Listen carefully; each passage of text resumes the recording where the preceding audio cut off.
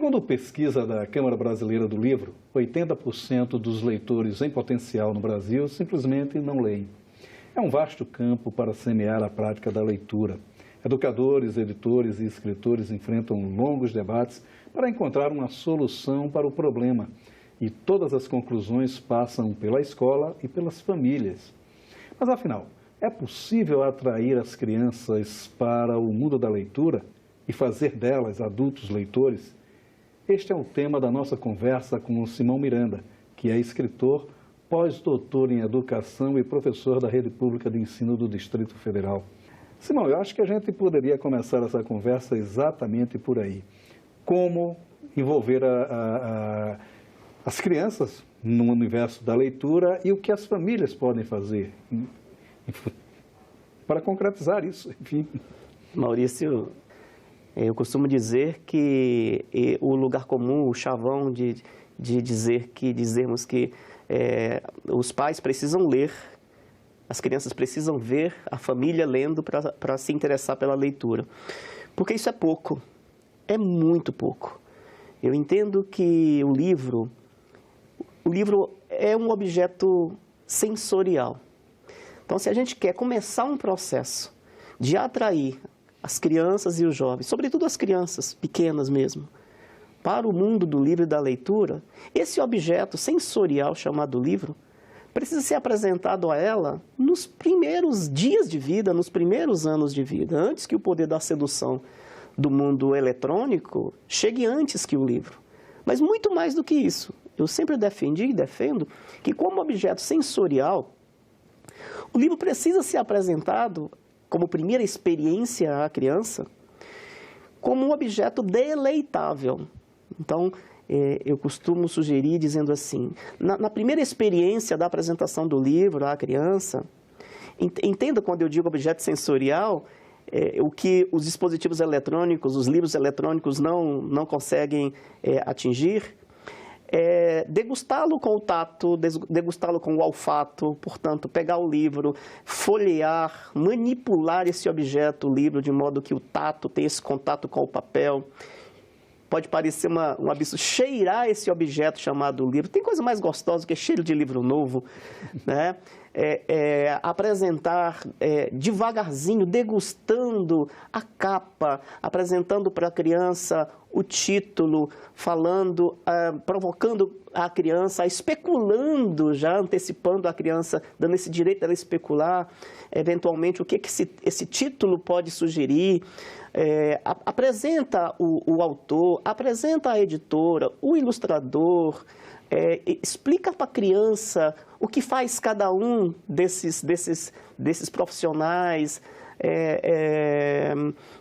sobretudo provocar a criança a ir além daquilo que está escrito, instigar.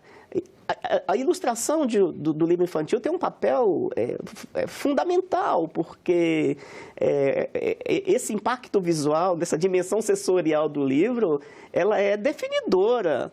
O texto, ele é definidor. Imagina que, se a gente quer atrair a criança para o livro, e sua primeira experiência é uma experiência desagradável, muito dificilmente a gente recupera esse leitor mais para frente. Então, essa primeira aproximação, ela tem uma importância definidora, né? O próprio Bachelard uma vez disse isso, né? Que as primeiras experiências humanas, elas podem ser obstáculos para as experiências vindouras, né? Então, eu acho que essa porta de entrada, ela pode ser definidora.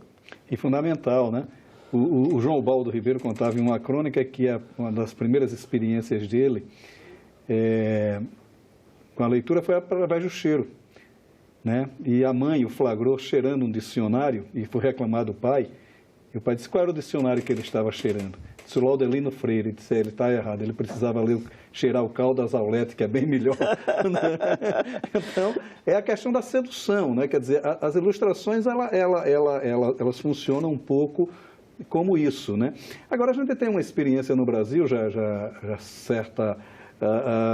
Eu não digo que as ilustrações que eram feitas para os livros do Lobato, por exemplo. Os livros são muito bons, mas as ilustrações eram classudas, né? Isso. Mas a partir dos anos 70 a gente tem uma linhagem de ilustradores que são sedutores também, né?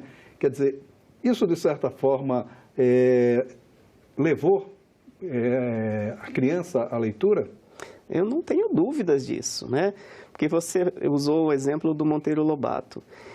Eu embarquei no mundo da leitura com o Lobato. Acho que eu e muita gente da minha geração, as reinações de Narizinho, enfim, inclusive a escola que eu estudei no meu ensino fundamental, tinha uma biblioteca batizada Monteiro Lobato. Agora, eu não sei se o meu interesse em embarcar nas viagens de Lobato seria o mesmo sem as ilustrações. Não sei se... Agora, é claro que um texto poderoso como o do Lobato é um texto que, por si só, ele é muito atraente. Mas, ainda hoje, na idade que eu tenho, eu guardo as ilustrações. Eu tenho essa referência com as ilustrações dos primeiros livros do Lobato. Então, assim... Agora, você tocou no assunto fulcral, porque eu sou um colecionador e sou um leitor. Eu leio, né, de tudo um pouco, mas eu sou um leitor, sobretudo, de literatura infanto-juvenil.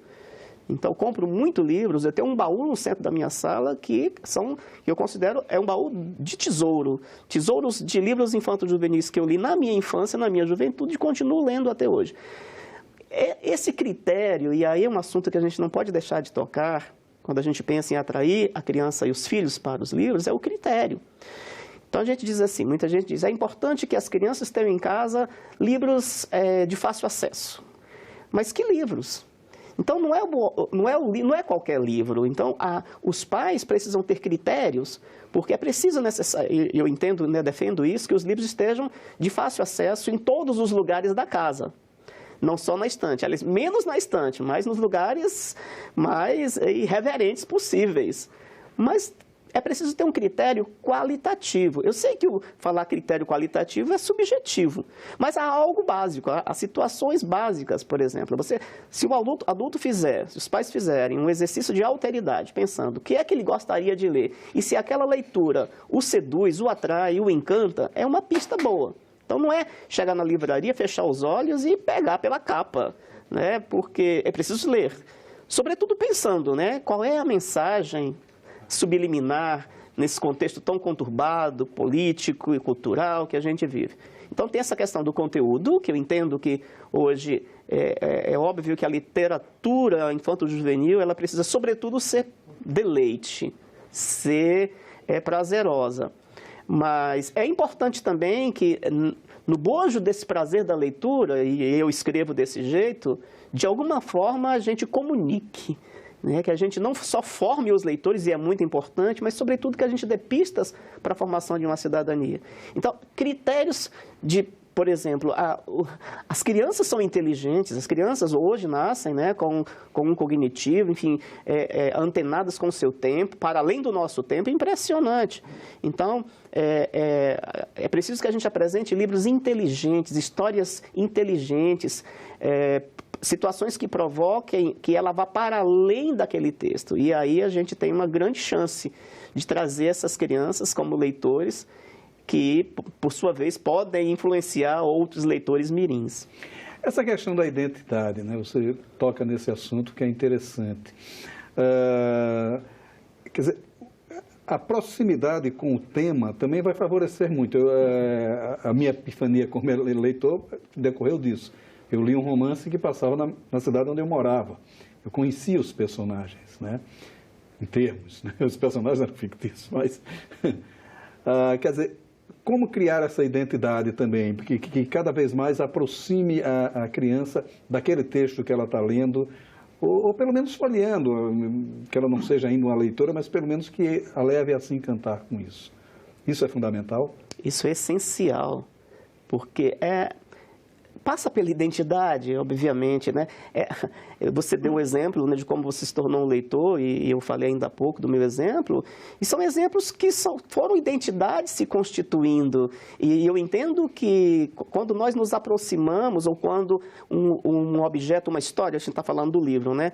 Como quando uma história, os elementos que uma história precisa ter para que a gente se aproxime dela, ou que esses dois movimentos, né, se aproximem mutuamente, é a identidade. Então, assim, é a identidade individual, é a idiosincrasia ligada à história, e isso é muito importante, porque eu vou querer saber mais, eu vou querer sempre saber mais, não só naquela história que me provocou inicialmente, mas os desdobramentos em termos da curiosidade infanto-juvenil, infantil e juvenil que podem decorrer dali, ou seja, uma curiosidade que eu tive que pode estar repercutida em uma outra história que me apresentem, ou que eu busque a partir dali, e a criança tem condições disso, ela faz isso, né? Ela busca essa cadeia de interesses a partir do interesse anterior. Então, isso que você está tocando é fundamental. E é muito importante que as famílias entendam esse processo. E a questão da escola também, a função da escola nesse processo todo.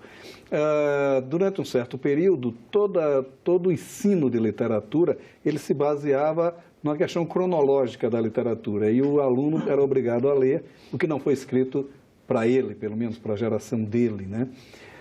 Ler Machado de Assis aos 12 anos, por exemplo, né? Quer dizer, como reverter um pouco esse processo e tentar fazer, ou se já está sendo feito isso nas escolas, né? Como é que é feito essa aproximação desse leitor que já passou da fase infantil para o infanto-juvenil, né?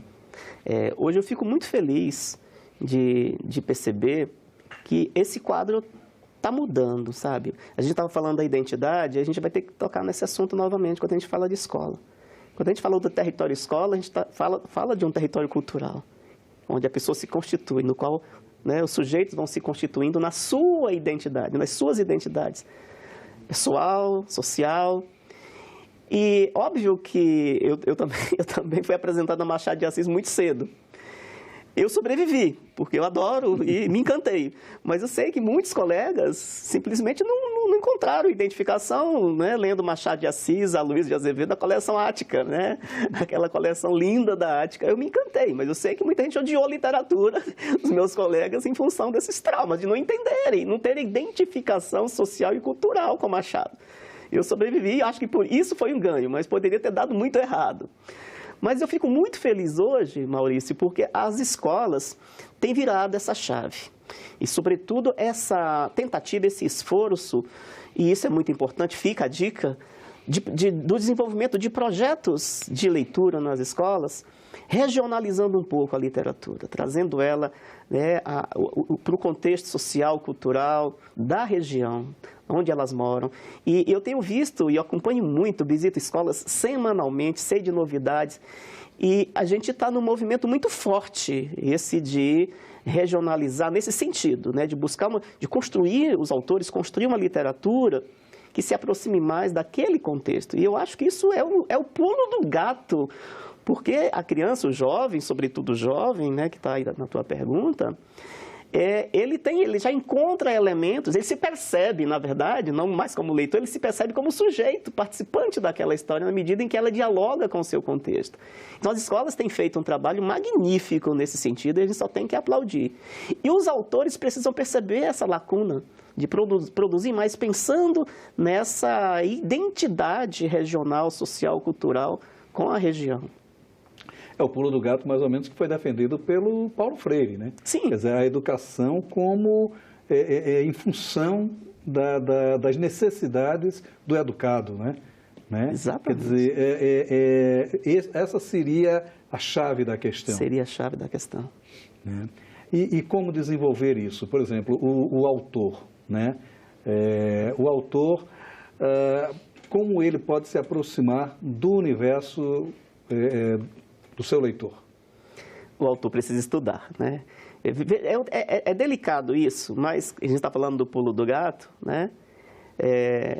O autor, ele precisa ser informado, então embora ele seja livre para criar, obviamente, né? É uma escolha do autor, na verdade é isso. Os nichos existem. Então, é a liberdade do autor entender, bom, esse nicho me interessa, eu quero chegar nesse nicho como autor prestigiado naquela escola, naquela região, né, naquela cidade, naquele estado, eu quero. Há um critério para isso. E fundamentalmente, ele precisa, quando eu digo estudar, é isso, entendeu? Bom, eu quero que o meu livro ganhe prestígio, que ele entre naquela escola, que ele entre naquele conjunto de população, eu tenho que entender a população. Paulo Freire, novamente, né? Quando ele dizia, sobretudo, a ideia de que a leitura do mundo antecede a leitura da palavra. Então, e esse é o pulo do gato realmente, né? Sobretudo pensando nessa literatura que ensina também a pensar, né? E não banalizar o leitor, né? Então, nesse sentido, o autor que quer entrar nesse nicho e quer ter prestígio nesse nicho, e mais do que prestígio, que se ele tem essa consciência de que o poder da palavra, o poder da literatura é transformador, sobretudo para as classes menos favorecidas, e também, né, de forma geral, mas sobretudo para quem mais precisa do texto, quem mais precisa da informação, do livro, da arte e da cultura. Então, se ele não estudar aquele contexto, enfim, né, eu acredito que ele não só deixa de fazer esse trabalho social, cultural, da transformação por meio do livro, da história, enfim, da literatura, como autor, ele, enfim, fica desamparado como autor, né? Há ainda uma certa postura professoral do autor, né? Eu preciso dar uma lição. Não. Não quer dizer, isso não quebra também Totalmente. O leitor já está tão submerso Totalmente. Em tantas lições, mais uma. Não, totalmente. Quer dizer, como é? Não, eu sou absolutamente contra a ideia da literatura moralista, da literatura, como eu costumo dizer quando visito escolas, usando um termo bem popular, que paga sapo para a criança, de forma alguma. Porque aí o efeito pode ser contrário. O mundo já nos ensina muita submissão. A escola não é uma regra, mas assim, a gente ainda vê se ensinar a obediência na escola, enquanto que a gente tem que ensinar o respeito. Não é a submissão que a gente tem que ensinar. Então, nesse sentido, eu sou muito contra essa literatura moralista, a literatura estilo fábula, que tem sempre moral da história no final. Não de forma alguma, como eu disse no começo, né? A literatura ela precisa ser, sobretudo, um deguste. E eu quero deixar até uma dica, Maurício, pensando no Pequeno Príncipe, por exemplo, né?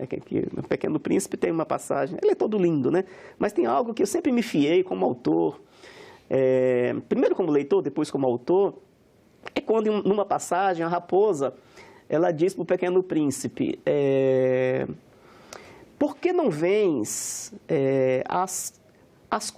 sempre às 4 horas? Se tu vieres sempre às 4 horas, desde as 3 eu começaria a ser feliz.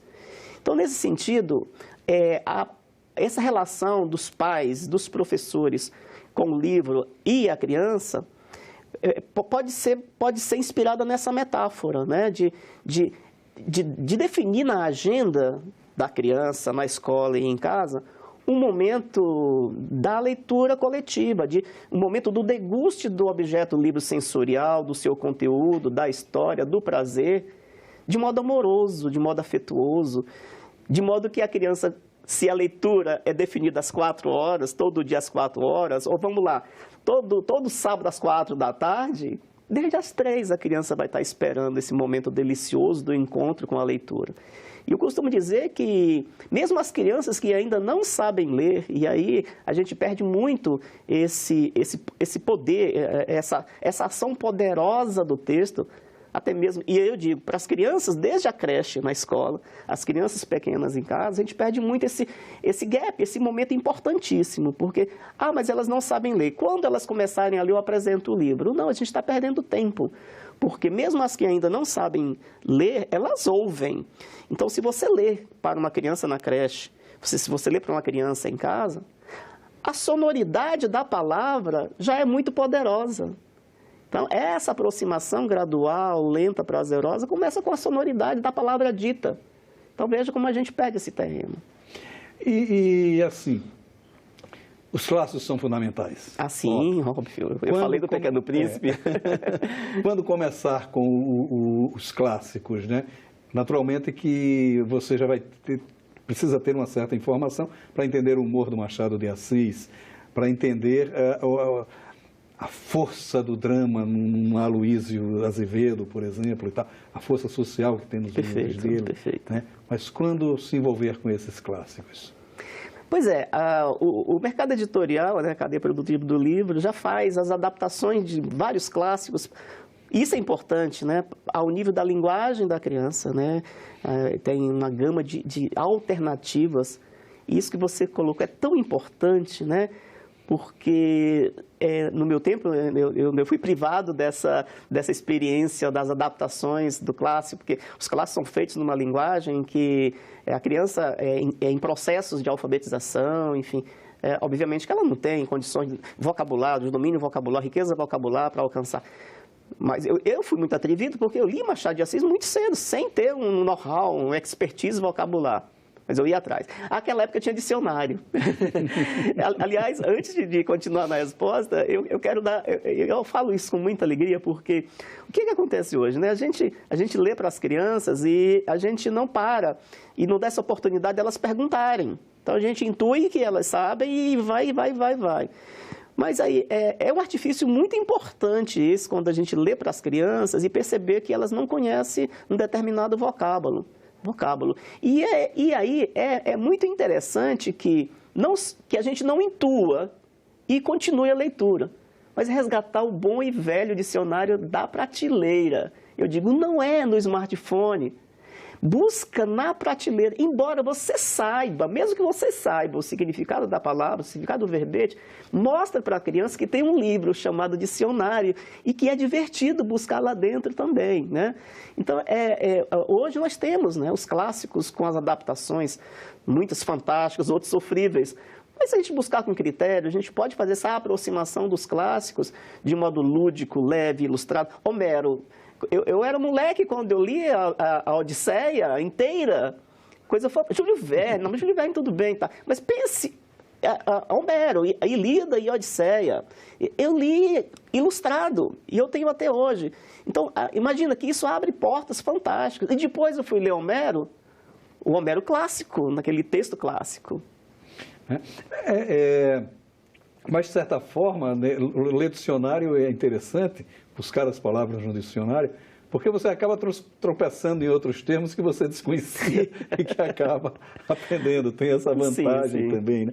Agora, me parece que o panorama, ele é alentador, ele me parece muito... mas a gente ainda tem esse percentual muito alto de não leitores e ainda tem muito fortemente o apelo do audiovisual, né? Quer dizer, como é que a gente vai brigar contra isso? Ou pelo menos em favor da leitura? Como eu disse no começo, né? É um jogo, é uma luta em glória, né? Se a gente partir desse pressuposto, né, real de que a sedução do mundo eletrônico ela começa muito cedo. Mas, veja, nós temos parte, né, nessa culpa, desde as primeiras horas do bebê, porque não raro a gente vê os pais presenteando primeiro um smartphone do que um livro. E aí, qual é o exemplo que a gente dá? E eu costumo dizer também nas minhas palestras, né, dizendo o seguinte, puxando a orelha das famílias, né, de um modo metafórico, dizendo que é importante que as crianças vejam os seus pais mais vezes com um livro na mão do que com um smartphone. E eu sei que isso não é real. Então, não funciona para a criança a ideia do faça o que eu digo, mas não faça o que eu faço. Já começa aí, né? Agora, pelo contrário também, eu já vivenciei muitas experiências em família, os meus sobrinhos, né, eu vejo muito essa questão de não deixarem, né, porque é irreversível essa invasão, né, do mundo eletrônico, a tentação, a sedução do som, do vídeo, do áudio, é irreversível isso, é irreversível.